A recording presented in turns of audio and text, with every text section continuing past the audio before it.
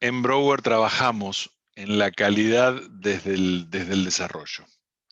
¿Y qué significa la calidad desde el desarrollo? Que nosotros estamos aplicando principios estrictos de calidad en cada una de las fases del desarrollo, con trazabilidad y con preocupación en cada uno de los puntos que nos van a asegurar que obtenemos el mejor producto y que ese producto va a satisfacer las necesidades de nuestro cliente, no solo en el momento del lanzamiento, sino a lo largo del tiempo.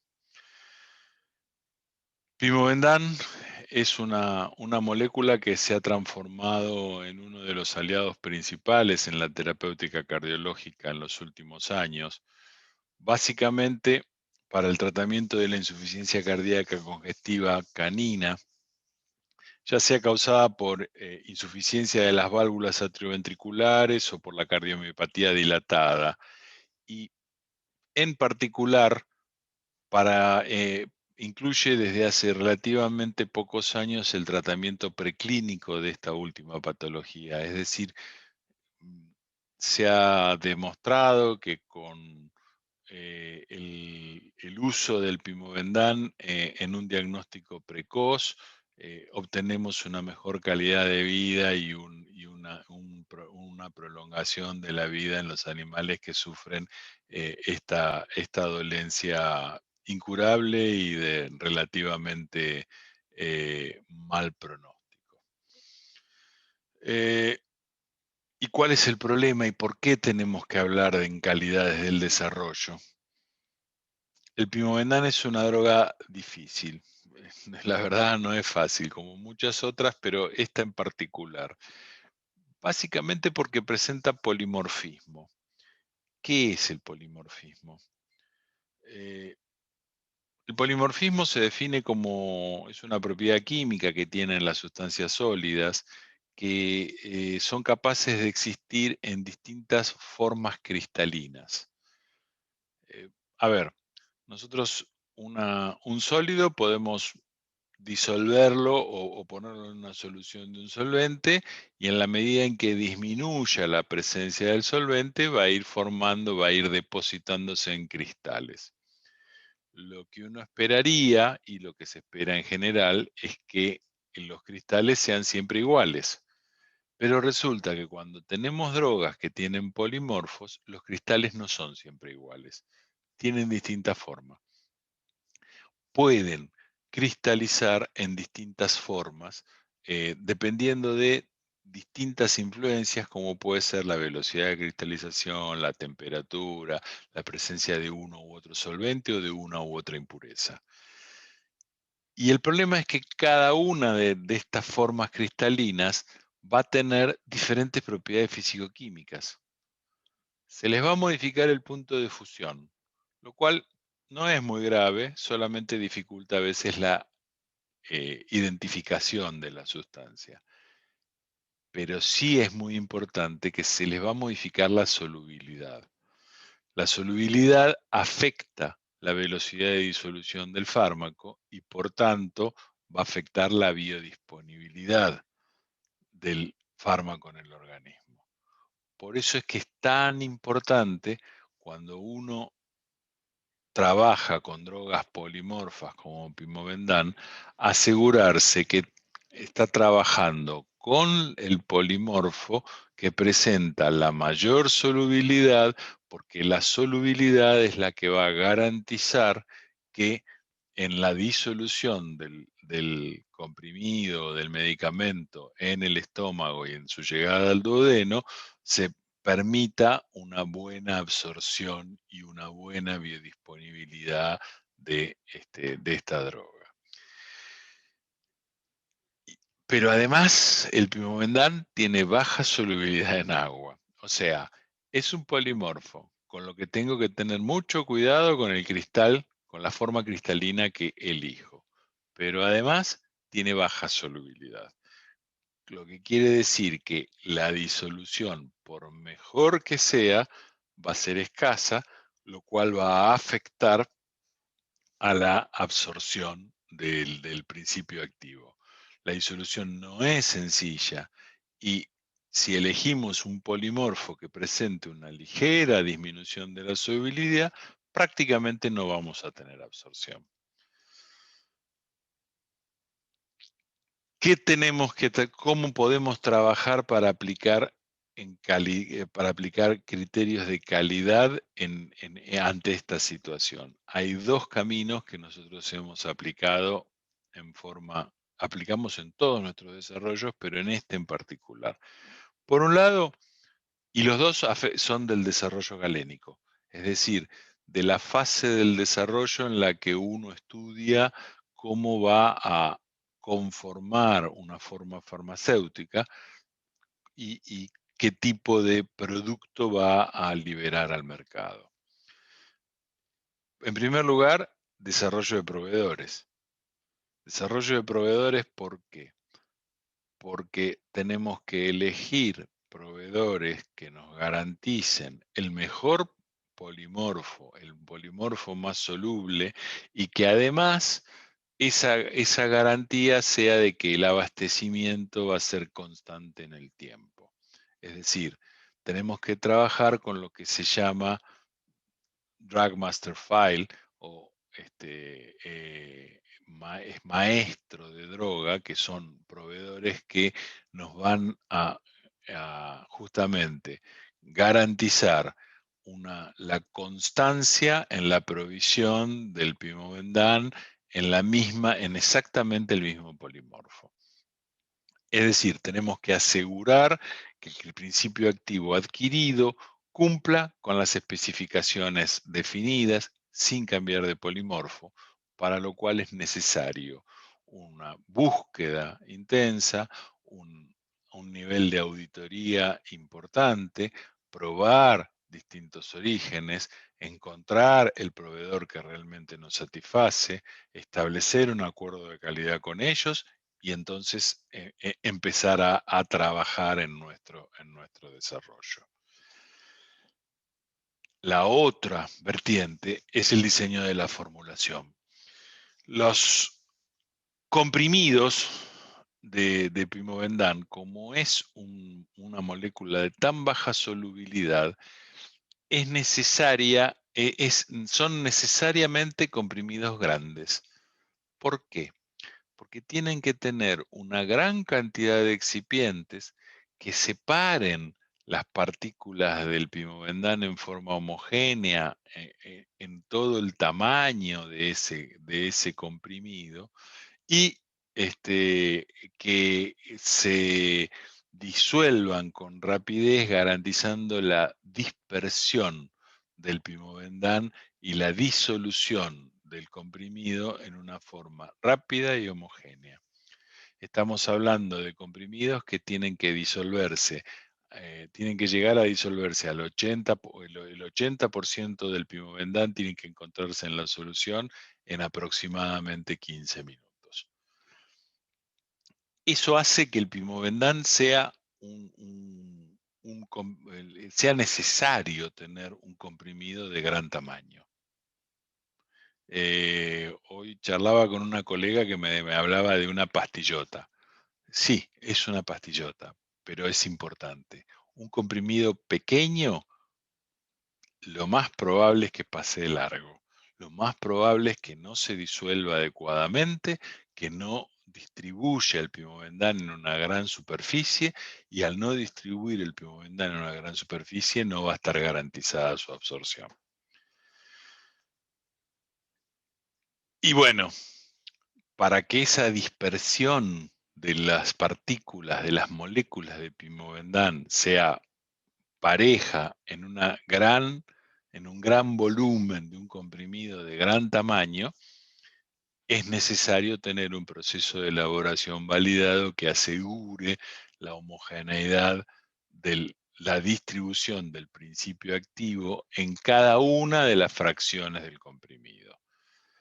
Pero eso tiene una segunda consecuencia y es que nos facilita la dosificación, porque con un comprimido bien homogéneo podemos trabajar con cuartos de comprimido y dar la dosis adecuada para cada animal, que por más que que el pimovendán es una droga muy segura, siempre es preferible trabajar con la dosis mínima adecuada para cada caso. Entonces, tenemos un polimorfo de alta solubilidad, el de más alta solubilidad que tiene. Un comprimido grande y homogéneo que me asegura una muy buena disolución y una correcta, una homogeneidad que me permite dosificar en cuartos. Una buena formulación asegura una buena disolución y esto lo hemos comprobado. ¿Cómo lo hemos comprobado? Con una sencilla prueba de disolución que tiene estos resultados. Fíjense la curva de el pimovendán de Brauer en estos circulitos azules. El primer pimovendán registrado de uso veterinario, es decir, el innovador, en estos circulitos amarillos, que prácticamente tienen la misma, el mismo desarrollo. Y en verde vemos un pimovendán registrado en América Latina de otro elaborador que lamentablemente no tiene la misma capacidad de disolución. Esto es sumamente importante porque cuando hablamos de biodisponibilidad, la mejor medida de biodisponibilidad en formas sólidas es justamente la cinética de disolución comparativa. Y esto es lo que permite definir que dos productos son equivalentes farmacéuticos. Es decir, dos productos que administrados a la misma dosis van a tener un comportamiento similar en el organismo, van a presentar una farmacocinética similar en el organismo porque tienen una disolución prácticamente idéntica. Si bien no podemos hablar estrictamente de bioequivalencia, porque la bioequivalencia se determina con una cinética plasmática, es decir, con la aparición o con la medición de la droga en sangre, sí podemos hablar, y este es el requisito fundamental para hablar de que el pimovendán de Brauer es un genérico del producto innovador. Y lo digo con mucho orgullo, porque genérico significa, en la definición de genérico en una farmacopea estrictamente hablando, es que son dos productos que tienen el mismo principio activo en la misma concentración y que presentan una, una curva de disolución absolutamente semejante como en este caso. Hablar de genérico no es hablar de que es otro producto con el mismo principio activo, sino que es otro producto con el mismo principio activo que ha demostrado que la cinética de disolución es la misma. Una buena formulación asegura una buena disolución y lo que nosotros hemos logrado es verdaderamente un genérico del producto innovador. Ovelor es el compañero ideal de pimovendán. Ovelor es una combinación de benacepril y espironolactona que tiene diferentes nombres en América Latina por cuestiones de marca.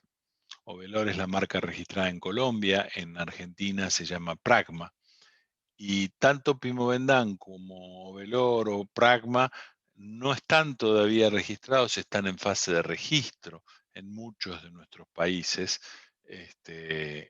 por lo cual les sugiero que antes de intentar, es decir, que consulten básicamente a su asesor comercial para evaluar, para pedir a ver si nuestros productos están o no disponibles en un determinado país. No les voy a contar mucho del mecanismo de acción de Ovelor, que es un inhibidor de la enzima angiotensina 1 y antagonista de la aldosterona, que son acciones sinérgicas, y que esa es la razón por la cual decidimos combinarlos. También está indicado para el tratamiento de la insuficiencia cardíaca congestiva, causada por la insuficiencia de las válvulas atrioventriculares o cardiomiopatía dilatada, y esto es que son realmente medicamentos que se complementan muy bien. La acción inotrópica positiva del Pimobendan se complementa perfectamente con el efecto antihipertensivo y la acción antialdosterona de la combinación de benacepril y espironolactona. ¿Cuáles son las ventajas? Fácil dosificación, de nuevo, estamos hablando de formulaciones de homogeneidad demostrada que permiten dividir en cuartos el comprimido y administrar la dosis mínima necesaria para cada uno de los casos, y sobre todo palatabilidad. Las dos formulaciones son absolutamente palatables, tienen un grado de palatabilidad muy bueno, con un 91% de aceptación voluntaria en los primeros 60 segundos en perros Beagle, que es un beneficio no menor porque tiene dos consecuencias importantes. Por un lado, la disminución del estrés del paciente cardíaco. Ustedes saben que el paciente cardíaco y el estrés son realmente enemigos. Un pequeño estrés, como la llegada del dueño a casa, puede significar desde un exceso de tos hasta un síncope. Darle la medicación todos los días, a veces 2 veces por día o más, es un acto que para muchas de nuestras mascotas es estresante. Darle un bocadito deja de ser estresante, deja de ser un problema. Y por otro lado, que es no menor también, todos aquellos comprimidos que son palatables aumentan el compliance del dueño en cuanto al tratamiento. Le es más fácil dar el medicamento, se lo da. Y en un perro cardíaco, asegurarnos que va a ser tratado todos los días realmente, realmente es un beneficio importante. Esto es un poco lo que quería contarles, y me queda presentarles al doctor Anderson Machado, un especialista certificado en cardiología que nos va a ilustrar hoy intentando hacer fácil lo que los libros cuentan, es decir, ir del libro a la práctica con sencillez y con toda la amabilidad que tiene Anderson, un verdadero especialista. Creo que nuestro moderador tiene que pasar algún mensaje. Los dejo con él y me quedo acá aguardando las preguntas que pudieran surgir y para ayudarlos en todo momento. Me queda una sola cosa por decir antes de, antes de cerrar, y es que en Argentina y en Colombia estos productos fueron presentados, fueron lanzados, como les dije, y buena parte de esta charla yo ya la di en este mismo sentido en cada una de las presentaciones. Les pido disculpas a los que les he repetido los conceptos, pero me parece que era importante volver a verlos, sobre todo para compartirlos con colegas que no habían tenido la oportunidad de participar de estos lindos lanzamientos. Manuel, te dejo para tu mensaje y les Bueno, agradezco y los espero. muchas gracias, Carlos. Solamente quería comentarle a todos los presentes algunos comentarios respecto de la dinámica de la charla. La idea es que durante la presentación del doctor Machado vayan realizando las preguntas que puedan surgir a través del panel de preguntas y respuestas que pueden encontrar en sus pantallas. Puede aparecer como preguntas y respuestas o Q&A según el idioma en que tengan configurada la aplicación. En caso de que utilicen el chat, Recuerden seleccionar enviar a todos los panelistas y participantes para que todos puedan ver sus comentarios. Cualquier consulta o problema técnico que tengan, pueden escribirme por privado a través del chat para que les brinde soporte. Muchas gracias a todos por su presencia y cuando quiera, doctor Anderson Machado, puede comenzar. Bienvenido. Hola a todos. Sobra decir que estoy muy feliz, estoy muy orgulloso de que, bueno, me hayan tomado en cuenta para comenzar este ciclo de charlas. Mi nombre es Anderson Machado y quiero, antes de comenzar, agradecer a Manuel, a Carlos, Mercedes, al doctor Hulter, Betes Web, a todas las personas que están conectadas por tomarse su tiempo. Yo sé que en algunos lados es tarde y están terminando sus labores diarias, deben estar un poquito cansados y yo vengo ahora a traerles algunos conceptos de fisiopatología. Entonces, vamos a intentar hacerlo lo más sencillo posible, pero más que sencillo, sin dejar de lado la rigurosidad teórica, vamos a llevarnos estos conceptos a la práctica para que hagamos una práctica médica, no solamente cardiológica, sino médica, lo más efectiva posible, claro. La charla, como ven, se llama así, enfermedad cardíaca, y le puse del texto a la clínica, de los libros a la clínica, ¿sí? Creo que, y es de común acuerdo para todos los profesionales en todas las áreas, y en la medicina más aún, de que necesitamos buenos textos y que a partir de un buen texto nos vamos o llegamos a un buen rumbo, es decir, a una buena clínica, ¿sí? Tengo un objetivo principal para la charla, que es comprender las respuestas fisiopatológicas de la enfermedad cardíaca. Ese es mi objetivo para la charla, pero hay un segundo objetivo que se lo planteo a todos ustedes e incluso me lo planteo a mí a diario, todos los días, aplicar este conocimiento al adecuado abordaje clínico, al uso preciso de las terapias, ya sea farmacológicas o a las terapias invasivas y los medicamentos, obviamente, para los medicamentos de acción cardiovascular. Como pueden ver en esta lámina, este es el libro, ¿sí? Aquí lo tengo a mano para que me sirva de amuleto para esta charla, pero yo sé que no lo vamos a necesitar, pero se los pongo ahí. Cuando quieran profundizar ya en estos entresijos de la fisiopatología, se los recomiendo. Lo van a encontrar en Amazon, en su versión digital, en Kindle, o en físico. A mí es que me encantan los libros físicos, poderlos rayar, escribir cositas, no sé, algo se me ocurre.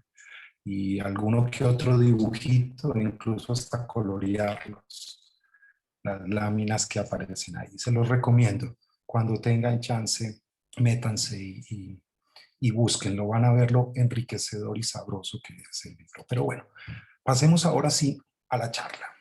Insuficiencia cardíaca o falla cardíaca. Muchas veces nos hablan de estos dos conceptos y para algunos es un paso antes, un paso después. Me di a la tarea de hacer algunas, de meterme a algunas páginas y no hay ninguna diferencia. Son tomados como sinónimos uno y otro. Falla o insuficiencia. En este texto de las clínicas veterinarias, la doctora De Francesco lo define como la inhabilidad del corazón para generar suficiente gasto cardíaco para cumplir las necesidades metabólicas del cuerpo, ya sea en reposo o en ejercicio. A esta definición yo le agregaría un par de cositas. Es la incapacidad del corazón, del sistema cardiovascular, para suplir las necesidades metabólicas tisulares. Y aquí este aporte a la definición no es mío, a ver, tampoco van a creer que yo me lo estoy sacando de la manga, todavía no me da para tanto, pero sí a presiones de llenado normal, y ya sea por un compromiso sistólico, por un compromiso diastólico o ambos. La falla puede ser sistólica, la falla puede ser diastólica y la mayoría de las veces es una combinación de los dos factores. Y entonces nosotros en cardiología, ya un poquito más avanzado, cuando hacemos eco y todo ese tipo de cosas, nos preguntamos de la función diastólica. Pero para mí es importante, como cardiólogo, y como clínico pensar en las presiones de llenado. Cuando el sistema cardiovascular y el corazón en sí tiene que incrementar sus presiones internas de llenado, ahí es donde viene la insuficiencia y la falla. Es decir, el corazón sigue funcionando con su capacidad de reserva, pero adentro del mismo, el ventrículo izquierdo, el ventrículo derecho, los atrios, están incrementando las presiones con las cuales se debe llenar. Vamos a desglosar esto un poquitito más. La insuficiencia o falla cardíaca, en términos generales, nosotros la dividimos en dos: la falla congestiva o la falla de bajo gasto. Pasemos a esta lámina y este pequeño video que va a empezar a correr ahí. Ok. Observen la disposición que tiene el sistema, ¿sí? En todos los textos nosotros encontramos que el sistema cardiovascular, el corazón, funciona en serie y la circulación periférica debe funcionar en paralelo. Si estos corolarios se pierden al inicio, ya vamos a empezar a tener problemas. La circulación en serie, es decir, que sigue un recorrido único hacia adelante, observen que las válvulas son los que lo facilitan y la sangre no se combina porque existen septos en el corazón: septo interventricular, septo interatrial. Los únicos sitios en donde la sangre se combina es a nivel de la circulación pulmonar y a nivel de la circulación sistémica, en donde la sangre o el sistema cardiovascular favorece el intercambio de nutrientes, entre ellos el oxígeno. En los pulmones lo tomamos, el camino sigue de los pulmones al atrio izquierdo, ¿cierto? A través de las venas pulmonares. De las venas pulmonares llega al atrio izquierdo, pasa al ventrículo izquierdo atravesando la válvula mitral, que tiene una orientación única, fisiológica, anterógrada. La válvula aorta tiene una única dirección. Muy bien. ¿Cuándo deviene la falla congestiva? Cuando esa unidireccionalidad se pierde. Cuando la presión de la cámara es muy alta, la dirección se pierde, es decir, comienza de forma retrógrada a devolverse la presión y eso incrementa la presión de la cámara que envía. La insuficiencia cardíaca congestiva entonces la dividimos en dos: una izquierda y una derecha. Y las enfermedades de bajo gasto significa que no llega, que no se puede enviar suficiente sangre llena de nutrientes a los órganos, a los tejidos periféricos para que se cumplan las funciones metabólicas, entre ellas la producción de energía de forma aeróbica en el ciclo de Krebs. Las enfermedades de bajo gasto, aquí les pongo básicamente tres motivos: cuando se generan arritmias, cuando la enfermedad es una enfermedad congestiva terminal, cuando hay taponamiento. La charla la voy a orientar principalmente hacia la fase congestiva y a la insuficiencia cardíaca crónica. Al final hay un par de sorpresas nada más ahí, pero básicamente nos vamos a concentrar en la insuficiencia cardíaca congestiva y principalmente a la izquierda. Gasto cardíaco. Ok, ese es el término que, ese es el kit del asunto, el tesorito que todos los médicos veterinarios en general vamos aprendiendo con el paso del tiempo y manejamos en los primeros cursos de fisiología. Perdón, me devuelvo un poquitín aquí. El gasto cardíaco, como ustedes pueden ver en esta pequeña lámina que está acá, es igual al volumen latido por la frecuencia cardíaca. Volumen latido, cuánta sangre saca el corazón por cada latido. Y la frecuencia cardíaca, pues es el número de latidos que se presentan por unidad de tiempo. El gasto cardíaco depende de de tres factores: de la poscarga, la precarga y la contractilidad. ¿Sí? Y la frecuencia cardíaca depende de dos factores: la frecuencia, es decir, el número de latidos que haya por minuto, y la cadencia. Para mí esto es importante, hablar de la cadencia. ¿Qué es la cadencia? Es el ritmo, es cómo bailamos, es cómo nuestro corazón baila adentro, como el corazón de nuestro perro, nuestro gato baila. Cadencia. Si la frecuencia cardíaca es lo normal en un perro, 80, 140 latidos por minuto, supongamos 100 latidos por minuto. Estos 100 latidos nosotros podemos tenerlos uniformemente distribuidos durante el minuto. O podemos tener 20 latidos durante los primeros, no sé, 5 segundos Una pausa prolongada, otros 20 latidos, otros 20 y otros 20 en taquicardias estrechas. Eso es una cadencia que disminuye el gasto cardíaco, aunque la frecuencia esté normal. Con estos 5 términos, tengamos presente que si el gasto cardíaco depende del volumen latido, entonces cualquier factor que disminuya, aquí, déjenme apuntarlo aquí, que disminuya la precarga, ¿sí? Cualquier evento que incremente la poscarga, cualquier evento que disminuya la contractilidad, van a disminuir el gasto cardíaco. La precarga, la cantidad de sangre, de líquido que estira las fibras antes de que se genere la contracción. ¿Cuál es ese líquido? La sangre. Entonces aquí una aplicación práctica para todos los médicos en general. El principal determinante del gasto cardíaco en condiciones fisiológicas es esa cantidad de sangre que retorna al corazón, por lo tanto que estira las fibras. Un paciente deshidratado es un paciente que tiene un bajo gasto cardíaco. Por lo tanto, el primer medicamento que muchas veces utilizamos es algo tan sencillo como la solución salina fisiológica, o el lactato de Ringer, o el normosol, no sé, el que cada uno de ustedes considere pertinente de acuerdo al caso particular. Poscarga. Poscarga se refiere a la presión que debe vencer el ventrículo izquierdo para poder eyectar la sangre. Generalmente nosotros la asociamos, la poscarga, a la presión sanguínea. Hay más componentes de esta, pero supongamos que sea solo la presión sanguínea y con eso es una aproximación bastante adecuada, bastante buena al paciente clínico. Un incremento de la poscarga le causa más trabajo a ese corazón. Por lo tanto, una hipertensión sistémica le va a generar al corazón más esfuerzo. Más esfuerzo, más gasto de energía, más consumo de oxígeno. Muchas veces entonces la disminución de la poscarga favorece la salida. Y ahí es en donde nosotros echamos mano a los antihipertensivos. La contractilidad es la propiedad que tiene la fibra.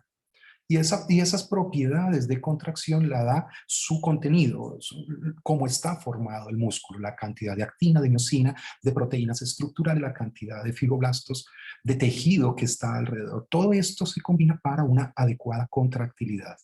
Los 3 factores son dependientes, son interdependientes, ¿sí? Y lo vamos a ver más adelante. No me voy a meter con frecuencia, no me voy a meter con cadencia, porque esos ya son temas de arritmias que creo que pueden ser un poco engorrosos si los introducimos en esta presentación. Entonces, recordemos, precarga, cantidad de líquido que llega, poscarga, resistencia que debe vencer el ventrículo izquierdo y contractilidad, su capacidad intrínseca, frecuencia y cadencia. Todo esto entonces nos va a favorecer un gasto cardíaco. Cantidad de mililitros que eyecta el corazón por unidad de tiempo. Esto es básicamente el gasto cardíaco. Yo a veces a mis alumnos les comento, digamos, de una manera un poquito más sencilla, que el término gasto cardíaco, hagan de cuenta que es lo que gasta el cuerpo en energía. Lo que gasta el riñón, lo que gasta el hígado, lo que gasta el vaso, el cerebro, todos los órganos.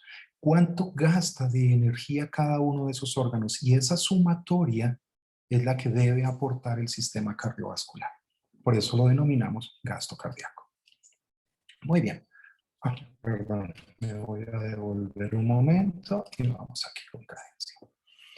Tenemos entonces que debe existir un gasto cardíaco adecuado. ¿Qué pasa si el gasto cardíaco se baja por alguna razón? Deshidratación, un sangrado, deshidratación por vómitos, diarreas severas, el animal no puede consumir. No sé, si el gasto cardíaco baja por alguna razón, inmediatamente se van a activar, y eso es cuestión de milisegundos, los receptores carotídeos y aórticos. Metámonos aquí un ratito con los receptores. Estos receptores están en unas zonas estratégicas del cuerpo donde se sensa a la presión arterial. Cuando la presión arterial disminuye, entonces lo voy a poner de esta manera. Una vez que el ventrículo izquierdo eyecta la sangre, genera en la aorta, genera en la bifurcación de las carótidas y genera en el aparato justaglomerular de los riñones una presión. Esa presión genera un estímulo vagal que va a viajar al cerebro. Y ese estímulo produce generalmente una respuesta vagal. Los receptores en el arco aórtico, en la bifurcación carotidia, generan entonces ese estímulo vagal. Pero cuando la presión baja, ese disparo no se da. Y entonces, al no darse ese disparo, el sistema nervioso central, en una de sus dos ramas autónomas, simpático-parasimpático, genera una respuesta. Recordemos que el corazón o el sistema cardiovascular tiende a ser parasimpático, es decir, tiende a ser vagotónico, ¿sí? Más lento.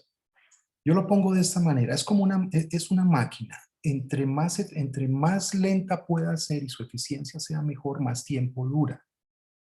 Los individuos parasimpáticos tienden a tener, los individuos cuya vida es parasimpática, tienden a vivir más. De ahí entonces que hagamos Zen, es decir, que estemos, déjenme ver, disculpen. No sé si me están escuchando, perdón. Sí, sí. Ah, bueno, es que dejé de ver los videos, dejé de ver todo y pensé que me quedé solo. Esta es una de las No, cosas no, detuve tu video. Ah, bueno, gracias, nada más.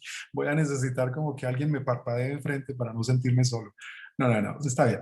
Ok, ¿en qué iba? Entonces, que el sistema nervioso central, en vista de que no llega esa respuesta o ese estímulo parasimpático, se produce una activación simpática.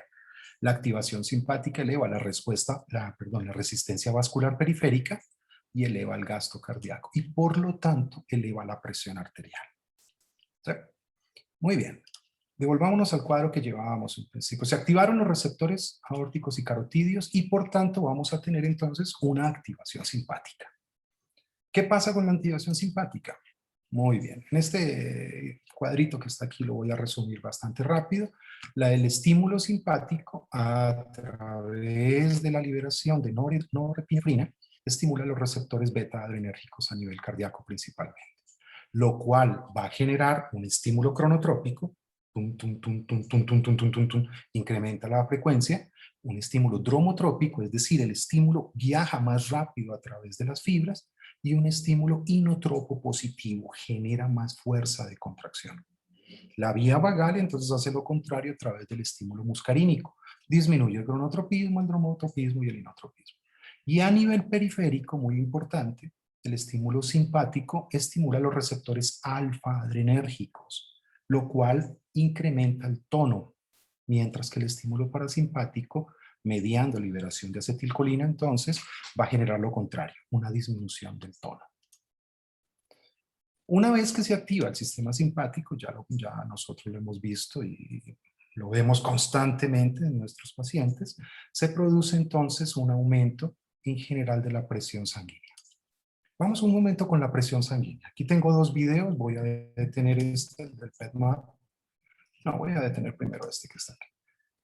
Todos estamos acostumbrados a medir la presión sanguínea de forma indirecta. Existen muchos aparatos, algunos mejores, otros peores, algunos les gustan, otros se consiguen, otros no se consiguen, en fin. Es importante medir presión sanguínea, ¿cierto? Y muy importante,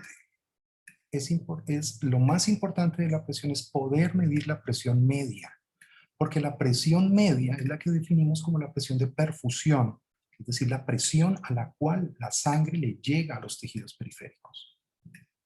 El cerebro, el corazón y los riñones tienen una presión interna de llenado, de perfusión alta, alrededor de los 30-40 milímetros de mercurio. Por tanto, el sistema cardiovascular debe aportar al menos una presión media de 50 milímetros de mercurio. Si la presión media es de 50, todos los órganos se están perfundiendo, media, ¿no? Si la presión media no es de 50, empieza nuestro paciente a tener hipoxia cerebral, hipoxia miocárdica e hipoxia renal. ¿Sí? Entonces no basta con solamente medir presión sistólica. Necesitamos la sistólica y la diastólica para poder hacer el cálculo. Ya las máquinas lo hacen, no necesitamos nosotros tener ahí calculadora ni nada por el estilo. Aquí les presento una manera bastante práctica de medir la presión directa. Este es el cuadro que ustedes están viendo, esta figura que están viendo abajo, lo pueden hacer ustedes en su clínica. Es relativamente sencillo. Lo más complicado aquí es cateterización intraarterial, pero con práctica todo se logra, ¿sí? Con práctica y pulso. Yo tengo un pulso pésimo, por eso me dediqué a la cardiología clínica. No, generalmente estos procedimientos intervencionistas lo dejo para colegas que tienen pulso de cirujano. Yo participo nada más ahí tirando ideas. Un catéter intraarterial se consiguen sets de extensiones para suero, una jeringa que va pegada a una válvula de 3 vías, ¿sí?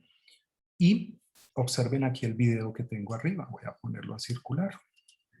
Aquí tenemos un manómetro que está conectado de forma permanente a estas extensiones. Ahí, perdonad el enredo de cables, pero todos están conectados. Buscamos una arteria y una vez conectado a la arteria, esta primera extensión de suero está llena con solución salina, a veces la heparinizamos, y si ustedes se fijan, el manómetro está fijo en la presión media.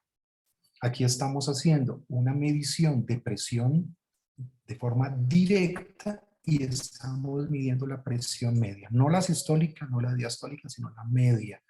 Por lo tanto, este paciente que tenemos aquí en un procedimiento anestésico, estamos de alguna manera muy seguros de que sus órganos se están perfundiendo, ¿sí? Fíjense que es súper sencillo, los manómetros estos anaeroides son baratos, cuestan, bueno, no les puedo decir cuánto cuesta, Costa Rica tiene un cambio diferente, pero son baratos, se los juro. Es nada más quitárselo a los que venden en las farmacias para personas, ¿sí? Y básicamente con mangueras se ponen, ¿no? ¿Para qué es la jeringa? La jeringa va a alimentar con solución salina para estar lavando el catéter arterial para que no se obstruya, ¿sí? ¿Y para qué tantas mangueras? Pues para que el líquido que va a transmitir la presión hacia el manómetro no llegue hasta el manómetro y lo vaya a dañar, ¿ok? Esto lo hacemos en la clínica y es una manera muy eficaz y práctica para tener un acceso a una medición de presión sanguínea de forma directa. Muy bien, me devuelvo entonces, no quiero hablar más de la presión sanguínea. Hay mucho que hablar, podemos dar una sola charla de únicamente presión sanguínea, pero nos vamos a quedar ahí. ¿Qué pasa con todo esto? Pues que el incremento de la presión sanguínea, el incremento del cronotropismo, nos lleva a un incremento del gasto cardíaco, ¿sí? Y aquí todo vuelve a la normalidad.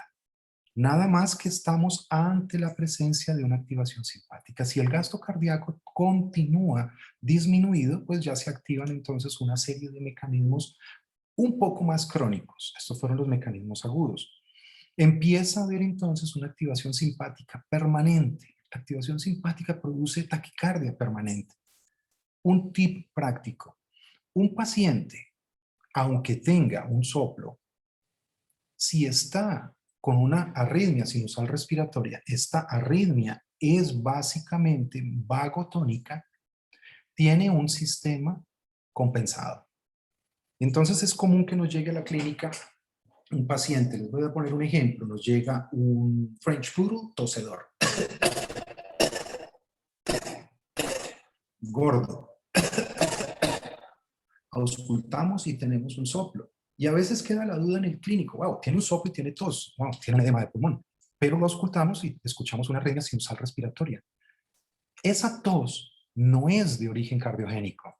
¿Por qué lo digo? Porque la arritmia sinusal respiratoria es un componente vagal, ¿sí? ¿Y qué estamos viendo en este pedacito de charla hasta ahora? Que los pacientes que tienen insuficiencia cardíaca o un gasto cardíaco disminuido tienen una activación simpática. Entonces la arritmia sinusal se borra. Este paciente que acabo de describir no lo mando a cardiología, lo mando a neumología. Es decir, lo mando a radiografía, lo mando a broncoscopía, lo mando a análisis respiratorio, porque su tos es de origen respiratorio. Bueno, todas las toses son de origen respiratorio per se, pero el principal componente. Muy bien, ¿qué es esto de remodelación vascular? Básicamente los cambios que se generan en los vasos, pero no vamos con ese tema en este momento. Continuamos con la disminución del gasto cardíaco de forma crónica. La activación simpática media la activación del sistema renina-angiotensina-aldosterona y la liberación de hormona antidiurética. ¿Qué es esto del sistema renina-angiotensina-aldosterona? Muy bien, es relativamente sencillo. Cuando el gasto cardíaco baja, ¿sí? Cuando el aporte, cuando hay un estímulo simpático incrementado, cuando hay hipotensión, es decir, de la disminución de la presión de perfusión al riñón, o cuando hay una disminución de la cantidad de sodio que llega al aparato yuxtaglomerular, el riñón comienza a generar entonces una sustancia que se llama renina. La renina convierte una proteína generada en el hígado llamada angiotensinógeno en otra proteína que se llama angiotensina 1. Y la angiotensina 1, gracias a la enzima convertidora, nos produce angiotensina 2. Renina, angiotensina. ¿Sí? Luego, la angiotensina directamente estimula la corteza adrenal a generar otra proteína que se llama aldosterona. Renina, angiotensina, aldosterona. La aldosterona favorece entonces la retención de agua y sodio, ¿cierto? Muy bien. Por otro lado, la angiotensina estimula directamente la sed y estimula directamente la generación de hormona antidiurética. ¿Ok? Estos tres mecanismos, la retención de agua y sodio, el incremento de la sed y la liberación de hormona antidiurética, va a inducir entonces un incremento del volumen sanguíneo. Y les dije hace un momento que el principal componente o determinante del gasto cardíaco es la precarga, es decir, el incremento del volumen de sangre que va a llegar o que retorna al corazón y estira las fibras para una mejor contracción. Ley de Frank-Starling. ¿Sí? Muy bien, una vez que se incrementa el gasto cardíaco, por otro lado la angiotensina también es un vasoconstrictor directo y estos dos mecanismos, vasoconstricción e incremento del gasto cardíaco, elevan la presión arterial. La presión arterial, como hemos visto, básicamente es la resistencia vascular por el gasto cardíaco. Esa es otra formulita que nos meten en los cursos de fisiología y que nosotros vemos en los textos. La angiotensina igualmente produce hipertrofia miocárdica y hipertrofia vascular. Muy bien. ¿Qué es hipertrofia vascular? Ya lo habíamos visto, la remodelación del vaso sanguíneo. Los vasos sanguíneos se han visto, y esto pasa muy comúnmente en los vasos coronarios, ¿sí? Que la capa íntima comienza a hipertrofiarse también. Y esta hipertrofia va a generar un incremento de la presión sistémica que se hace sostenida y que cuesta muchas veces bajarla, pero ya es por un cambio, una remodelación estructural del vaso. La hipertrofia cardíaca también se ha visto en muchos estudios que es mediada por la aldosterona. Entonces tiene sentido la teoría de disminuir la cantidad de angiotensina 2, la cantidad de aldosterona que se genere para disminuir la hipertrofia cardíaca y la remodelación vascular. Muy bien. Habíamos dicho también entonces que se liberaba una sustancia que se llama hormona antidiurética. ¿Qué pasa con la hormona antidiurética? En los atrios hay unos receptores, principalmente alrededor de las grandes venas que llegan al atrio, ¿cierto? Cuando hay un estiramiento excesivo de estos receptores, se genera un estímulo que va a la hipófisis o pituitaria y favorece la liberación de hormona antidiurética. Lo mismo pasa con el estímulo simpático, con la hiperosmolaridad. ¿Qué es hiperosmolaridad? Que la sangre esté más viscosa de lo que debería estar. ¿Cuándo la sangre se pone viscosa? Cuando el paciente está deshidratado, por ejemplo. Y de forma directa la angiotensina 2 también estimula la hipófisis o pituitaria para generar una sustancia que denominamos vasopresina u hormona antidiurética. Hormona antidiurética la llamamos así cuando a nivel de los túbulos colectores renales incrementa la reabsorción de agua, ¿cierto? para favorecer un incremento del volumen. Y fíjense cómo nuevamente el sistema redunda a intentar elevar la precarga del paciente. La vasopresina, mediante el estímulo de los receptores V1 a nivel del endotelio vascular, genera entonces vasoconstricción. Esa vasoconstricción con un incremento del volumen circulante nos va a elevar la presión arterial. Es decir, fíjense cómo el sistema evoluciona de una manera tan exquisita que mantiene la presión a los tejidos periféricos para que el cuerpo pueda seguir funcionando.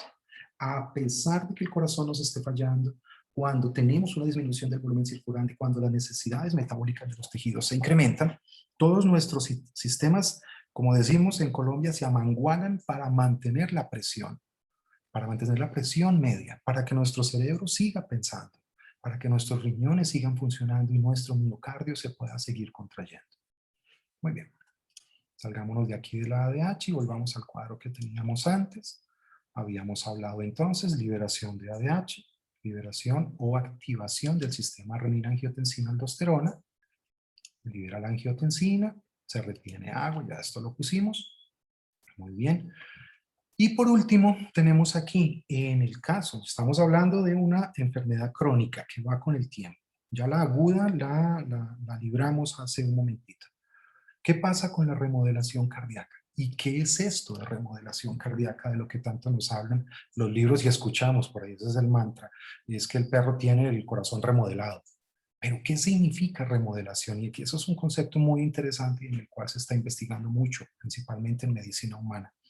Nos llevan algunos añitos de adelanto, pero nos agarramos de ellos para poder nosotros también sacarle provecho. Ya que ellos se aprovechan de nuestros pacientes para hacer sus ensayos clínicos, nosotros nos aprovechamos de su conocimiento también para empezar a trabajar con nuestro sustrato de vida. Muy bien. Fíjense en este dibujo y hay un término que se repite, stretch, ¿sí? Ahí hay un estímulo que se genera, un estímulo que se genera a nivel de los capilares. A nivel directo de los cardiomiocitos tenemos un ventrículo que se llena más de sangre, es decir, hay un stretch más incrementado en esas fibras musculares y a los mismos fibroblastos.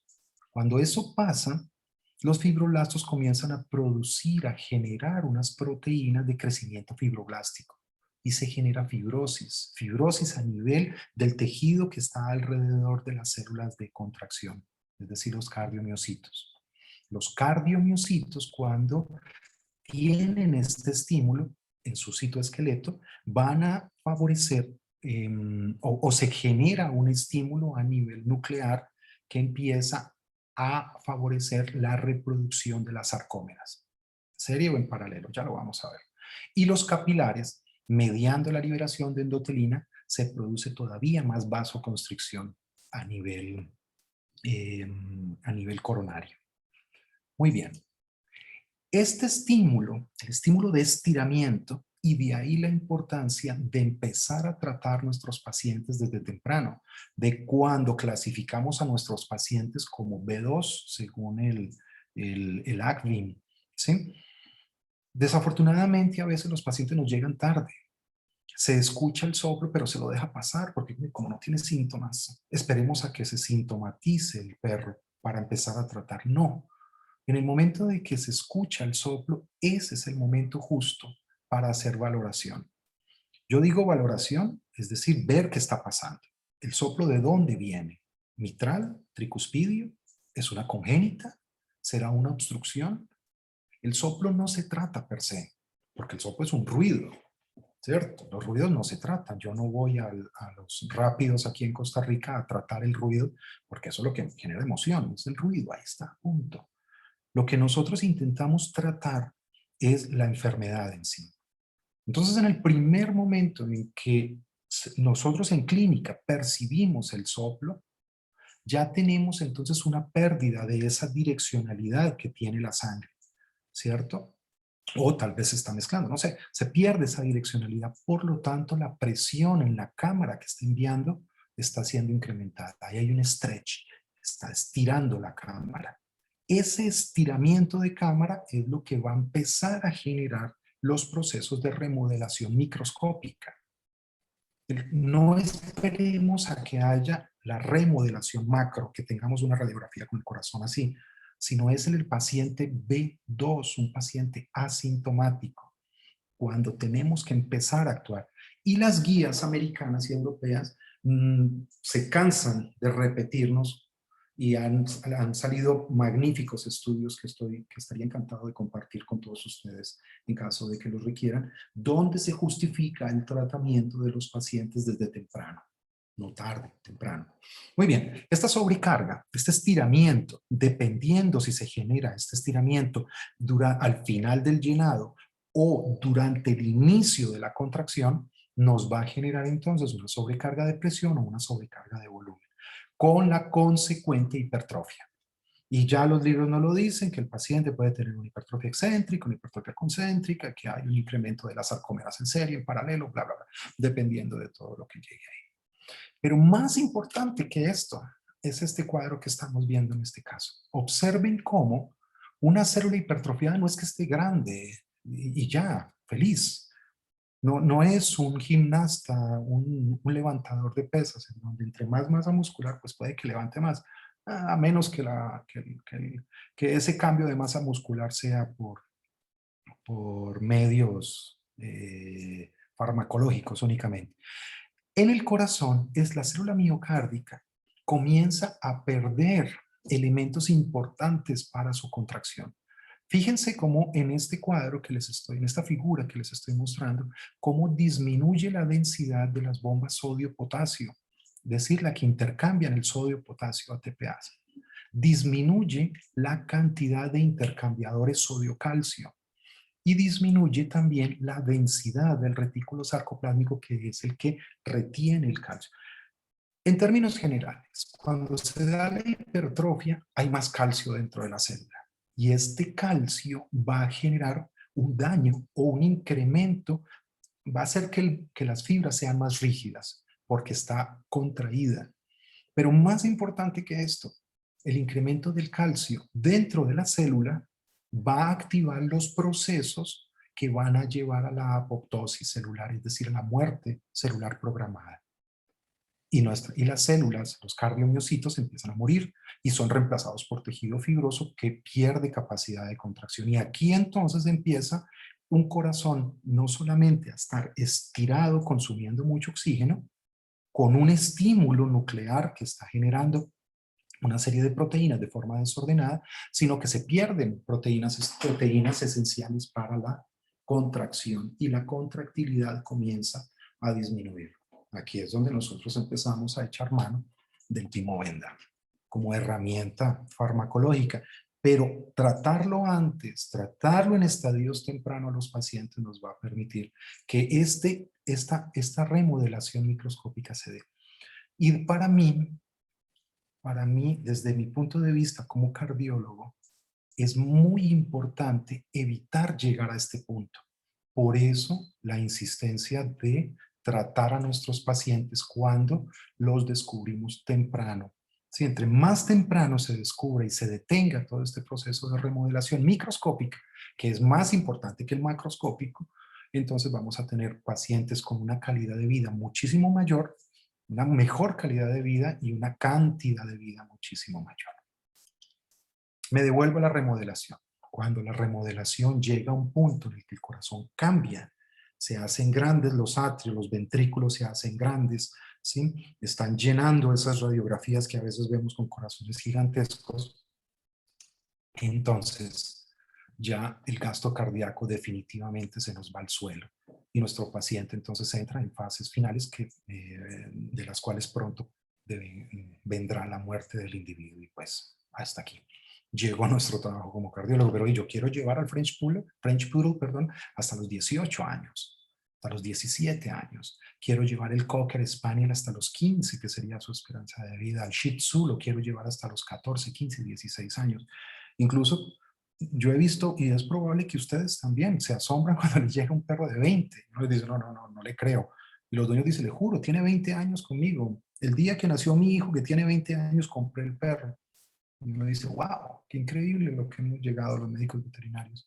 Que gracias a un trabajo de medicina preventiva, A todas estas investigaciones, a los fármacos que tenemos a mano, podemos llevar a nuestros mascotas. Y todo esto además redunda en un beneficio no solamente intelectual, que es maravilloso, sino un beneficio económico para todos nosotros, que no está de más tener una retribución adecuada para todo lo que hacemos. Muy bien, voy a quitar todas estas cosas que aquí nos estorban un poquitito, todas estas fisiopatologías, pero por favor no se les olvide, se lo van a encontrar aquí, ahí está el libro, pueden leerlo, cada una de esas cosas, maravillosas todas, y entenderlas es una delicia. Ustedes no saben la sensación, bueno, claro que sí lo saben, por favor, todos estamos aquí en este mismo plan. La sensación tan deliciosa cuando uno entiende lo que está pasando. Cuando doy un medicamento y verifico la respuesta, porque tiene una acción comprobada. Hace un momento Carlos, perdón, nos hablaba de la importancia de los medicamentos bien formulados. Bueno, a mí me ha pasado, ¿cierto? Con la utilización de medicamentos, no digo que sea de origen dudoso ni más faltaba, sino que tienen una bioequivalencia dudosa o no presentada. Un paciente en el cual espero una respuesta y no la encuentro. Entonces me devano los sesos pensando, pero ¿en qué parte del proceso fisiopatológico me perdí? Y a veces no es eso, a veces lo que tenemos es una escogencia inadecuada de medicamentos. Muy bien, resumiendo, ¿sí? Resumiendo lo que estoy resumiendo, es decir, lo que nos puede llevar meses de estudio, lo vamos a resumir aquí, no importa. Tenemos un gasto cardíaco, que es el que intentamos mantener, manejar, y tenemos 3 eventos que son los que se generan durante todo este recorrido que acabamos de hacer. Una activación simpática permanente, persistente, una remodelación cardíaca y una retención de agua y cloruro de sodio. ¿Qué hacemos con la activación simpática? Repito, tratar al paciente desde temprano, ¿sí? Eventualmente, la utilización de antihipertensivos, pacientes que son hipertensos, que incrementan la poscarga del paciente. Perdón, pacientes con un incremento de la poscarga los tratamos con antihipertensivos, ¿cierto? Antiarrítmicos, no me voy a meter aquí. Pero la activación simpática nosotros la manejamos desde temprano, desde el diagnóstico temprano y el tratamiento temprano. Remodelación cardíaca. Bueno, entonces aquí es donde aparecen los priles y otros medicamentos que se denominan sartanes. Yo puse Pragma, ¿sí? No sabía que tenía otro nombre, pero eso fue el que encontré y que creo que van a registrar, ojalá, aquí en Costa Rica, donde los priles, en todas sus manifestaciones, todos funcionan de la misma manera. Uno se supone que se ha verificado que se eliminan mejor vía renal, otros vía hepática y vía renal, pero bueno, no vamos a profundizar en esto, sino se nos va toda la noche. Los sartanes básicamente son los que inhiben directamente los receptores de la angiotensina 2, que tienen otro fundamento fisiopatológico y teórico y fisiopatológico. ¿Qué hacemos con la retención de agua y cloruro de sodio? Bueno, ahí es donde intervienen los diuréticos para disminuir ese volumen, para disminuir el stretch, es decir, el estiramiento de las cavidades cardíacas. También disminuimos la posibilidad de la enfermedad congestiva. Furosemida, espironolactona, tiazidas y muy importante, alimentación. No olvidemos que la dieta debe ser hiposódica, no sin sodio. Cuando restringimos la cantidad de sodio que consume el paciente, vamos a tener muchos problemas. Cuando hay gran liberación de hormona antidiurética y la angiotensina está favoreciendo el consumo de agua libre, ¿sí? La hormona antidiurética reabsorbe agua libre, vamos a tener un paciente con una hiponatremia dilucional. Esta hiponatremia dilucional, si nosotros restringimos todavía más el sodio de la dieta, vamos a tener un paciente que se convierte, o su sistema, su cuerpo se defiende y activa con más violencia el sistema renina-angiotensina-aldosterona con sus efectos deleterios que va a tener sobre las células miocárdicas. Entonces recordemos, dieta hiposódica, ¿sí? Y nuestra estrella del paseo, que es el pimobendan, hace unos años aparece esta molécula y la farmacología del tratamiento de la insuficiencia cardíaca crónica y la respuesta cambió increíblemente. El uso del Pimobendan vino a cambiar nuestra farmacología con nuestros pacientes. Mejoraron increíblemente, ¿sí? Tenemos un inotropo o un inodilatador, que es el término correcto del medicamento, que favorece la contractilidad sin que haya más consumo de oxígeno por parte de la máquina de nuestro corazón. Maravilloso funcionamiento, ¿sí? Y además es vasodilatador periférico, por lo tanto disminuye la poscarga. Y además ayuda tiene un efecto no muy grande, pero sí ayuda bastante en la disminución de la presión, en la presión arterial pulmonar, es decir, nos ayuda con la hipertensión pulmonar, ¿sí? Muy bien, estas son nuestras herramientas básicas, como que está muy resumida la cosa, ¿cierto? Pero así es, eso es lo que tenemos, ¿sí? Muy bien, entonces aquí está básicamente este recuento fisiopatológico en el cual nosotros nos trajimos el texto a la clínica, ¿sí? Del texto a la clínica. Pero ¿y el paciente con enfermedad cardíaca avanzada? Acá hay un par de cositas más que nosotros podemos hacer y les tengo un par de videos. No sé si estamos bien de tiempo o si alguien me lo confirma, por favor, para saber si el tiempo es adecuado para pasar los videos. Sí, sí, sigamos, doctora. Ok, son un par de videos nada más para saber cómo manejar un paciente con una enfermedad crónica. Ok, desde el punto de vista farmacológico, estos son nuestras herramientas. Los antihipertensivos, los antiarrítmicos son un montón. Repito, esto ya va para otra charla, se los prometemos. No sé si los estoy comprometiendo a ustedes para mandar a hacer otra charla a los próximos panelistas, pero creo que es útil también el manejo de las arritmias, porque recordemos que es parte fundamental del gasto cardíaco. Pero muchas veces nos llegan pacientes ya comprometidos con una enfermedad que genera efusión pleural. ¿Y qué hacemos? Lo que hacemos generalmente es esto, toracocentesis. La furosemida, a pesar de que es un magnífico medicamento, cuando ya tenemos un paciente con efusiones en cavidades, cavidad torácica o cavidad abdominal, nunca lo vamos a poder eliminar con furosemida. Entonces tenemos que ser un poquitito invasivos. Observen este paciente. Miren el patrón respiratorio. A todas luces me está rogando para que le ponga oxígeno, ¿sí? Auscultamos, hacemos un FAST de tórax, es decir, con el ultrasonido verificamos que hay líquido y hasta ahí llega la cosa. Inmediatamente lo preparamos, buscamos entre el sexto y el séptimo espacio intercostal, lado izquierdo, lado derecho, puede ser a ambos lados si hay demasiado líquido. Luego ubicamos la unión costocondral, fíjense aquí, ahí estoy señalando la unión costocondral. Muy bien. Y una vez localizado, preparamos nuestros materiales. ¿Qué tenemos aquí? Fíjense que hay una extensión, tubos para muestras, todo lo que saquemos del perro es una muestra, orina, materia fecal, efusiones, todo es una muestra viable para saber qué está pasando. Guantes estériles, hoja de bisturí, una jeringa grandota, ¿sí? Tenemos una válvula de 3 vías y catéteres. Estos que ustedes están viendo aquí. Muy bien. Obviamente, y muy importante, bueno, vamos a trabajar de forma estéril. En este caso, estoy fenestrando, ¿sí?, un catéter y, muy importante, un técnico que sepa manejar la válvula de 3 vías, ¿cierto? A veces yo digo en son de broma que nos deberían dar un curso en la universidad de manejo de válvulas de 3 vías, ¿cierto? Para no hacer ahí un enredo de líquidos que entren y salen del paciente. Yo tomo mis asistentes, los pongo con la válvula y antes de entrar al perro, les pido por favor que hagamos la práctica de sacar y meter el líquido, ¿cierto? Muy bien. A mí me gusta mucho utilizar una sonda, una extensión para sueros.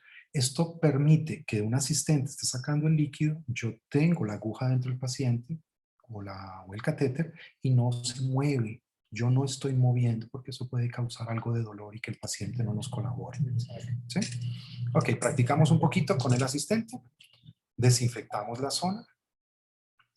Así como ustedes están viendo, el paciente no tiene sedación, no tiene nada. Él está muy preocupado por respirar, le ponemos oxígeno e ingresamos. La teoría nos dice que debemos ingresar en el aspecto craneal de la costilla y no en el aspecto caudal, porque el aspecto caudal es donde vienen los vasos sanguíneos. Eso nos dice la teoría, pero a veces tenemos animalitos de ese tamaño. ¿Sí? Imagínense un chihuahua con efusión y el espacio intercostal debe ser la mitad de mi dedo, si no menos que eso. Entonces, evitar los vasos es un poquitito complicado. Vamos a intentar entrar por craneal, no importa. Pero lo más importante es que este animal respire. No se preocupen por los vasos. ¿Ok? Vamos a entrar. Fíjense aquí que estoy entrando con el mandril puesto, la parte metálica. El paciente le molesta un poquitito.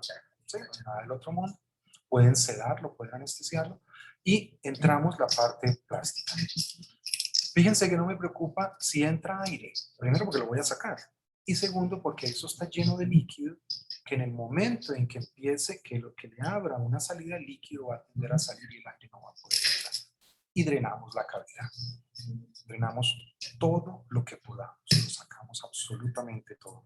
De manera que ya le vamos a ayudar a nuestro tratamiento farmacológico. Ya sacamos todo el líquido, mandamos muestras al laboratorio, hacemos el análisis. Voy a adelantar un poquitito el video aquí y veamos la parte de ecocardio. Voy a parar un segundo, veamos la parte ecocardiográfica. Aquí tenemos un paciente con una atriomegalia bastante marcada. La efusión ahí alrededor del corazón, obsérvenla. ¿Sí? Esto es previo a la punción. Muy bien, algunos parámetros. Ahí está el ligamento frénico abdominal, que es el que nos describe o nos ayuda a identificar que tenemos una efusión. Ok, algunos otros parámetros, ya no importa. Y quiero mostrarles un poquitito más adelante ya el término. Ok, fíjense aquí. A ver, ya tenemos un paciente al cual le podemos hacer lo que queramos, ¿cierto?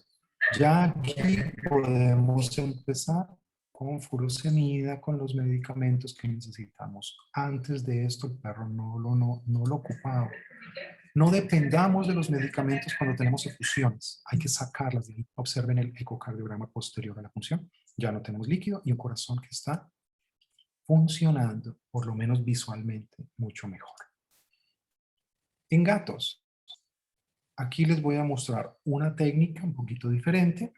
¿Sí? Un gato, a todas luces, disneico, ¿cierto? Con una disnea mixta.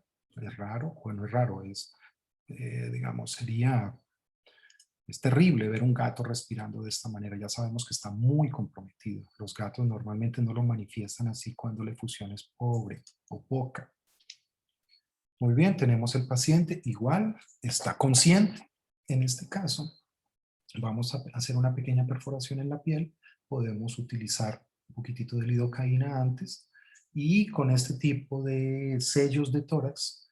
Este es un sello que se deja de forma permanente, puede durar varias semanas, 2, 3, 4 semanas si se necesita, para estar drenando persistentemente. Introducimos un catéter. ¿Sí? Aquí buscamos, ahí se molesta un poquitito. Es un gato amable, como pueden ver. Muy bien. Sacamos la parte metálica y fíjense que estoy introduciendo entonces una guía metálica al tórax a través del catéter, disculpen, que había puesto. Muy bien, tengo la guía metálica. Perfecto. Saco el catéter que tenía. En algunos kits vienen con un dilatador, otros vienen sin dilatador. En esta fase no importa. Y a través de la guía metálica voy a introducir el catéter que previamente está fenestrado. Este tipo de catéteres ya vienen con fenestraciones a diferentes alturas y vienen de diferentes tamaños. Una recomendación previa, midamos el catéter en el tórax del animal para saber hasta dónde vamos a introducirlo. ¿Ok? Y a través de la guía introducimos el catéter. Ahí está entrando. Muy bien. Y luego, por favor, saquen la guía metálica, o sea, no se puede quedar ahí adentro. ¿Sí? Y luego vamos a utilizar una válvula que es de una sola vía, va hacia afuera, no permite que el líquido entre. Fíjense ahí. Ahí vamos sacando el líquido del animal. Y repito, podemos dejar este líquido, podemos dejar el catéter semanas si lo cuidamos bien. ¿Sí? Entonces un sello de tórax permanente, nada más lo pegamos ahí con ¿cómo se llama? Con suturas. ¿Sí? Una sutura a la piel y luego envolvemos al animal en un chaleco que lo proteja. Los gatos lo toleran fenomenal. Y esta misma técnica, aquí está, aquí me equivoqué en una cosa, pero no les voy a decir en qué me equivoqué. Esta misma técnica la podemos utilizar en perros. Es para efusiones, generalmente efusiones que permitan la salida, es decir, poco viscosas. Ya cuando son muy purulentas y hay mucha fibrina, eventualmente se obstruyen y hay que lavarlos, pero a través de un catéter de estos puestos ya estabilizamos a nuestro paciente, lo sacamos de la emergencia y podemos continuar con medicamentos. Bueno, ahora sí, ya no los canso más ni los ataranto más con tanta teoría. Espero que para ustedes haya sido algo provechoso, que los llene que los ponga con dudas y ganas de irse al libro, a los textos. De mi parte es todo. Estoy muy feliz. Les he de confesar que al principio estaba un poquitín nervioso, pero el día que deje de estar nervioso antes de una clase o una presentación, creo que es el día en que me voy a retirar de esto, porque la sensación de nervios, cuando yo hacía exámenes en la universidad, yo sabía que lo iba a perder cuando llegaba muy, muy tranquilo y no tenía nada que perder, la verdad. Pero cuando estudiaba un montón, sentía que me hacía falta un montón de cosas, entonces llegaba muy nervioso a los exámenes. Ahí me iba bien, ¿cierto? Entonces yo sabía que entre más nervioso, mejor me iba a ir. Cuando estaba tranquilo, a veces prefería no llegar al examen. Entonces, estos pequeños nervios que me dan, se los agradezco. Le dan vida a mi práctica cardiológica y muchísimas gracias por estar y por conectarse y tomar su tiempo. Estoy a su disposición. Voy a iniciar mi video. Aquí está. Estoy a su disposición. Si hay preguntas. Opa, ¿qué pasó aquí? ¿Estamos? Gracias Anderson, realmente una exposición magnífica, muy muy clara, muy precisa y me parece que de gran ayuda para todos. Tenemos algunas preguntas, vamos a tratar de ir resolviendo algunas dudas. Acá Franklin pregunta si hay posibilidad de tenerlo inyectable. Supongo que se refiere al Pimovendan. Hay una presentación de Pimovendan inyectable. Se comercializa básicamente en Europa. No está presente en ninguno de los países de Latinoamérica. Y la razón que yo he escuchado por allí es que es un medicamento muy puntual, muy específico para la clínica cardiológica y para muy poquitos pacientes en el momento de la crisis cuando hay una anorexia muy marcada. No sé, Anderson, si alguna otra cosa te interese agregar. Aparte, requiere un cierto manejo bastante particular. Sí, exacto. El Pimovendan inyectable, Frank tiene razón en la pregunta, nosotros en América no lo tenemos. Una vez lo pude conseguir en España, nada más. En Europa creo que sí lo comercializan. En teoría es para el manejo del paciente que efectivamente no le podemos dar el Pimovendan vía oral. Vean, afortunadamente, bueno, nosotros en vez de Pimovendan utilizamos algo que se llama dobutamina. ¿Sí? El problema de las catecolaminas sintéticas, como la dobutamina o la dopamina, es que sí incrementa el consumo de oxígeno. Requiere monitoreo porque pueden generar arritmias, ¿cierto? ¿Qué más? Sí requiere no es un conocimiento así, exagerado, pero pero sí requiere ciertos cuidados. Y la dobutamina, no la dopa, dobutamina, que es un inotropo positivo principalmente, sin mayor afectación periférica, sin mayor efecto periférico, tiene la ventaja y se ha visto que favorece que el edema agudo de pulmón generado por una insuficiencia aguda severa, ¿sí?, se elimine mucho más rápido. Entonces yo lo uso en pacientes que usualmente llegan a la clínica que necesitan inmediatamente anestesia y soporte ventilatorio con máquina, ¿sí?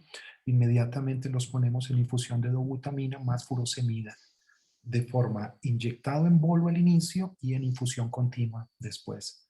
El efecto es muy bueno, así que no tenemos Pimobendan inyectado, no tenemos un protocolo de asistencia con el Pimobendan inyectado, creo que hasta ahora los están estudiando, pero sí tenemos protocolos de asistencia con dobutamina.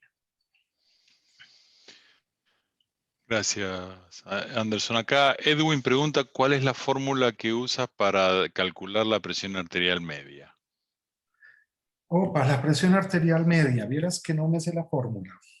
Te la puedo buscar. Es 1/3 de la presión diastólica más, creo que es la presión diastólica más 1/3 de la presión diastólica menos la sistólica. No sé si me acordé, lo dije bien, pero esa es que como mi máquina me lo calcula, vieras que a veces en las matemáticas se me va. Todas las máquinas que tengas te van a calcular la presión diastólica. Si lo quieres hacer a mano, métete a Google, ahí eso está por todo lado. En cualquier texto lo vas a encontrar. Pero estoy casi seguro que te la dije bien.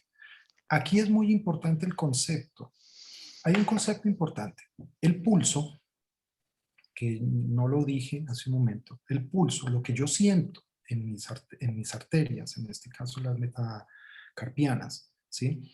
En el caso de los perros, el pulso femoral, el pulso metacarpiano, el pulso lingual, el pulso auricular, donde sea que lo tomemos, es únicamente la diferencia entre la sístole y la diástole, entre la presión sistólica y la diastólica, ¿sí? Esa es la presión de pulso, lo que yo siento. La presión de perfusión es la fórmula que acabo de intentar recordar, ¿cierto? Y son diferentes. Fíjense que en la fórmula de la presión media, el componente diastólico aparece 2 veces. Aparece presión diastólica más 1/3 de la presión diastólica menos la sistólica. La diastólica aparece 2 veces. ¿Qué nos dice la fórmula matemática? Nos está diciendo que la diástole tiene una parte. La presión diastólica es muy importante, es larga, es el principal componente de la presión media, ¿sí? No es una diferencia matemática, sino es una diferencia geométrica. Por eso es que es importante medir la presión diastólica. De ahí que estos medidores de presión, como el Parks, que utilizaban únicamente la presión sistólica, se hayan sacado del mercado. Bueno, se hayan ido poniendo en desuso, ¿cierto? Y se reemplace por unos monitores que ya creo que en todos los países de Latinoamérica tenemos. Los costos tienen que ir bajando un poco más para que su utilización sea mayor. Y los médicos debemos acostumbrarnos a medir presión. La presión sanguínea nos habla, es el principal componente de todos los parámetros hemodinámicos para saber si un paciente está perfundido, correctamente perfundido. ¿Cuáles son estos parámetros? Frecuencia cardíaca, frecuencia respiratoria, volumen urinario, estado mental y presión sanguínea. Y este es el más importante. Cuando les doy clase a mis chicos aquí en la universidad de arritmias, la mayoría de las veces, y la duda más importante que tiene la gente es, me dicen, Anderson, ¿cuándo trato? ¿Cuándo trato? Veo una cosa rara ahí en el electro y le entro al tratamiento. La respuesta siempre es cuando la presión media esté disminuyendo. Si la presión media disminuye, trátalo.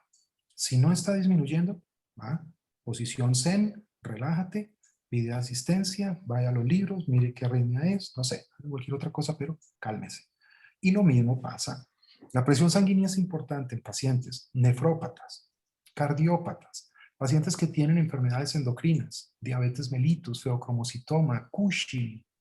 Muchas veces diagnosticamos el Cushing midiendo la presión de los individuos, pero les tiro la pregunta, ¿cuántos de nosotros lo hacemos? de forma constante, no solamente cuando lo necesitamos. En medicina humana, la presión te la miden siempre que llegas a un hospital, independiente de la enfermedad que traigas, independiente, siempre la presión hay que medirla.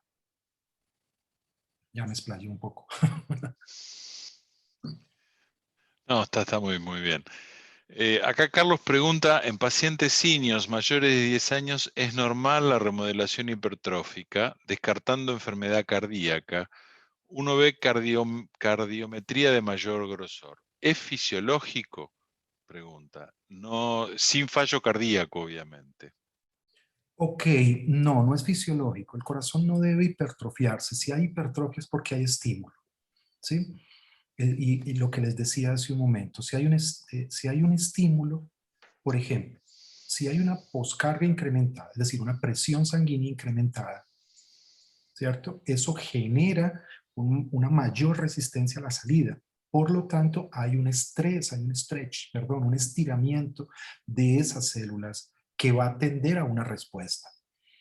Entonces, sí he visto muchos pacientes mayores, no puedo decir que sea la generalidad, esto no lo puedo aseverar de esta manera, creo que más bien son los menos, que sin tener un incremento o un fallo cardíaco de algún tipo generan una hipertrofia concéntrica. Siempre que la veo, buscamos cuál es el estímulo que lo está generando. Y casi siempre tenemos una endocrinopatía oculta.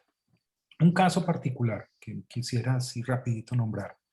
Un paciente sin enfermedad cardíaca, un soplo benigno, soplo inocente, con Cushing oculto que se le empezó a dar Pimovendan por el soplo y el paciente desarrolló una hipertrofia muy marcada.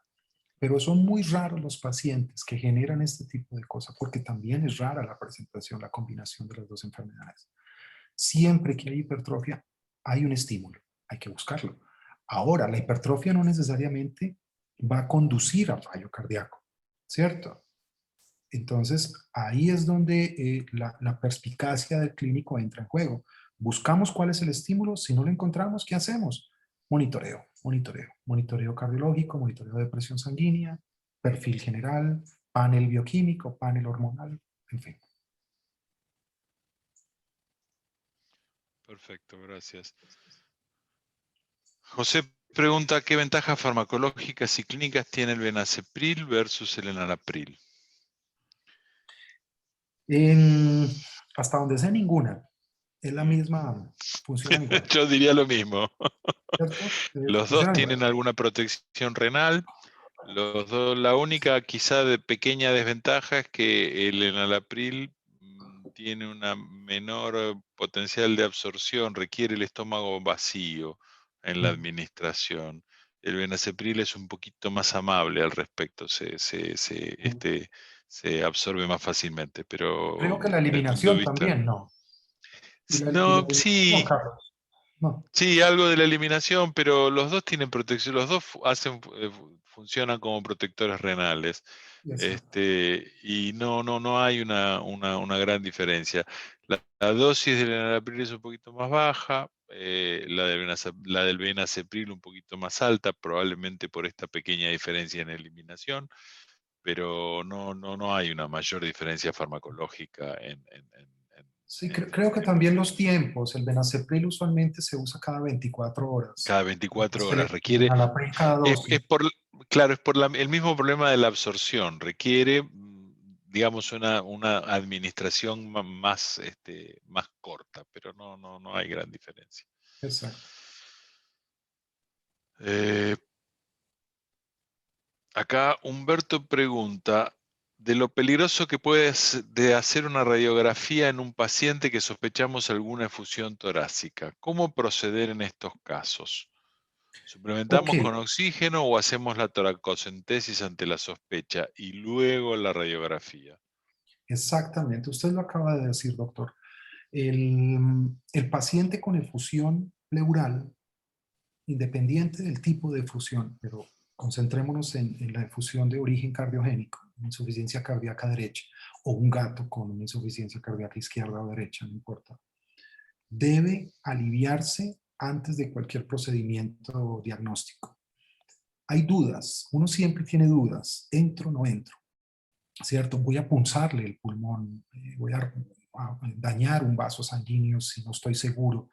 Hay que justificarle al propietario. Los propietarios a veces exigen justificación para usted poder actuar. Entonces el médico veterinario se ve como impedido, atemorizado por todas estas cosas que están alrededor de la clínica. Entonces, ¿qué hacemos normalmente? Yo uso el ultrasonido mucho, ¿sí? Poner el ultrasonido en tórax es súper fácil. Se va a ver la efusión. Si no hay efusión, el ultrasonido tiene una alta sensibilidad para darse cuenta que está la efusión y tiene una alta especificidad, es decir, si no hay efusión, el ultrasonido te dice la verdad y si la hay, te la muestra, ¿cierto? Es poco estresante para el paciente, ¿sí? Si hay una efusión en la cual el paciente está estresado, la vas a ver.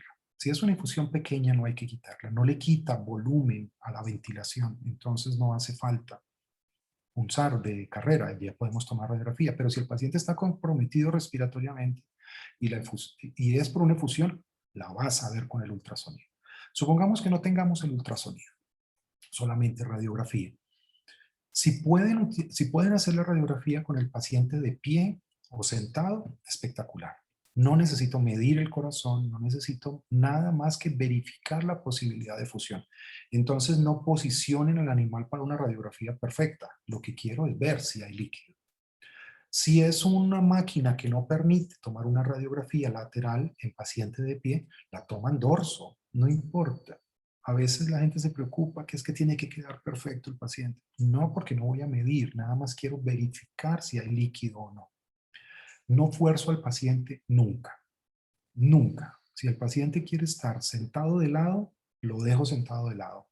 Sentado para el otro, así. Si logra acostarse, lo dejo acostado. Le pido asistencia a los propietarios. Muchas veces los perros están más tranquilos. Si es el propietario el que lo manipula, obviamente le pongo su chaleco de protección radiológica y todo el asunto. Ahora bien, por clínica lo podemos diagnosticar. Las efusiones generan un sonido de chapoteo. Un chapoteo ahí adentro. Muy bien.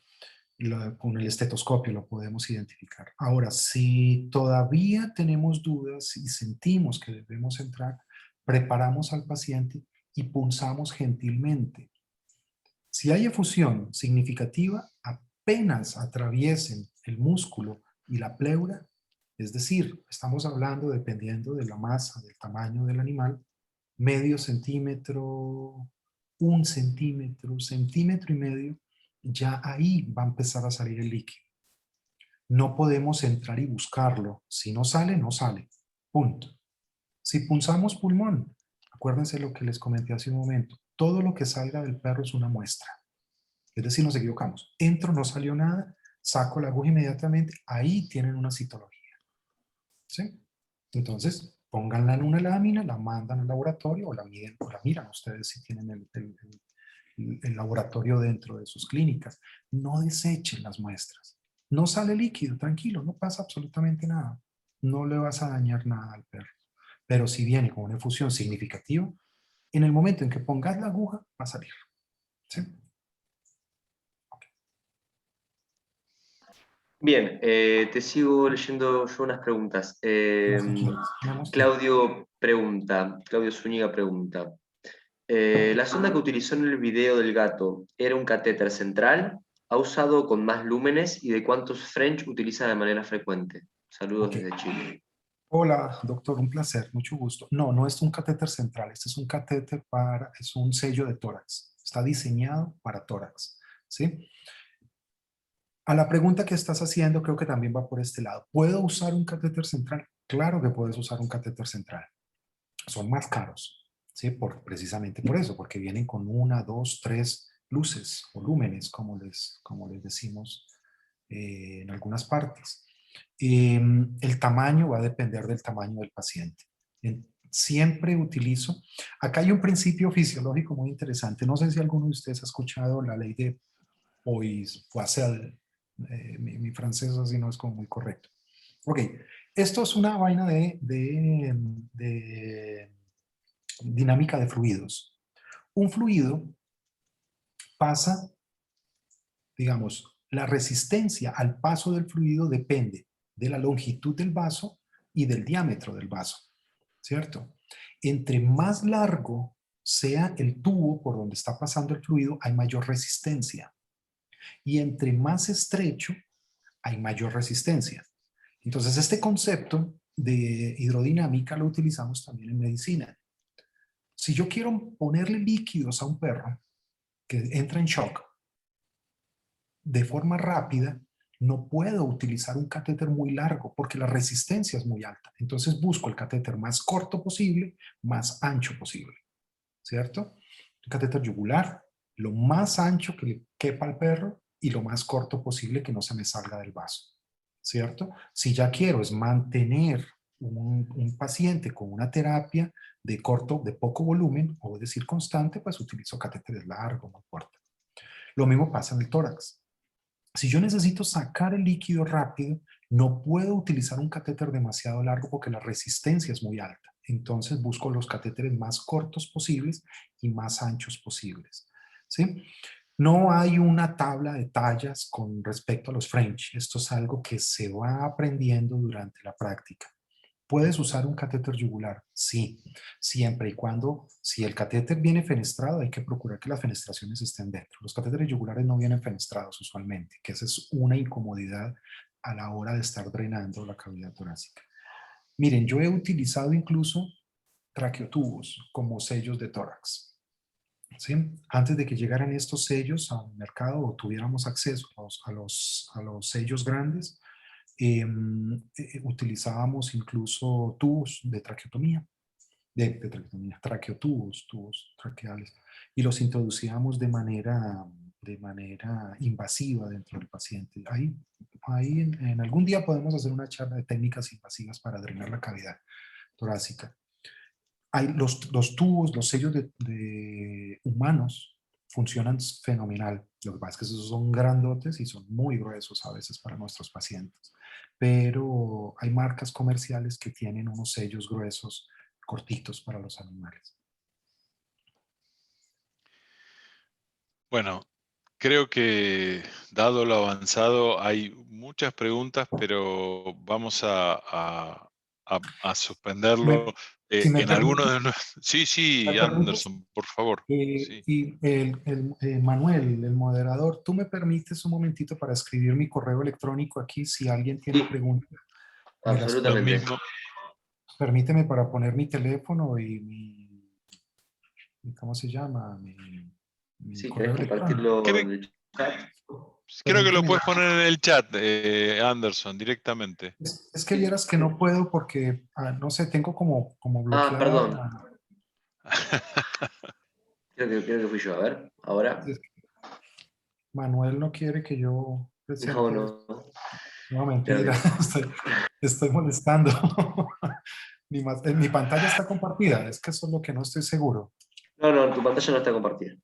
Entonces soy yo, mentiras, soy yo, te estoy levantando falsos. Déjame un momentito, voy a compartir la pantalla y ahora sí ya puedo yo escribir, ¿sí?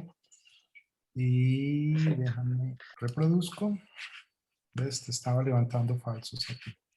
¿Dónde está? Y ahora no puedo hacer nada. ¿Qué estoy haciendo?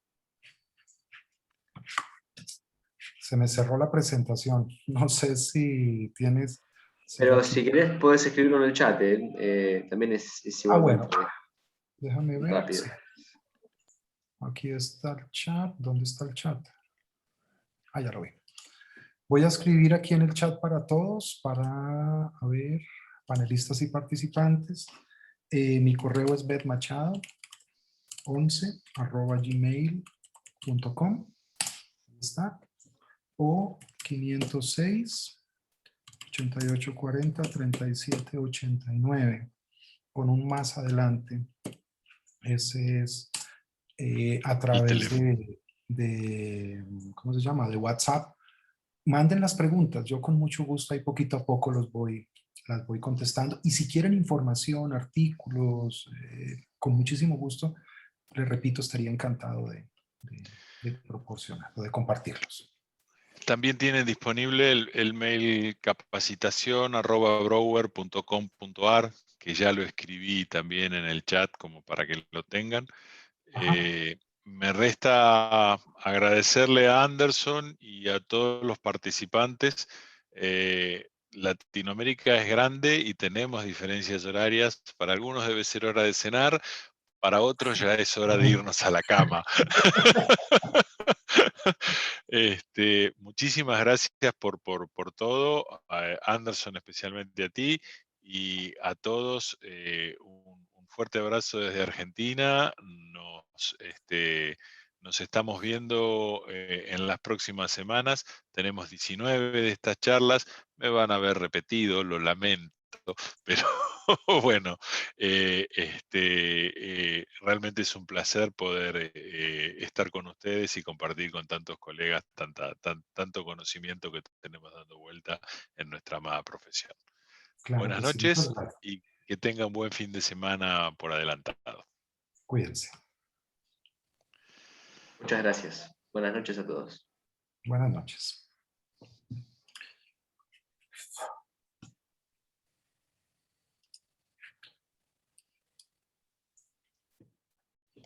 Aprovecho también a comentarles que si dejaron preguntas y estas no fueron contestadas, pueden volver a enviarlas a capacitacion@brauer.com.ar y las responderemos en los días siguientes. Claro que sí. Muchas gracias. Muchas gracias.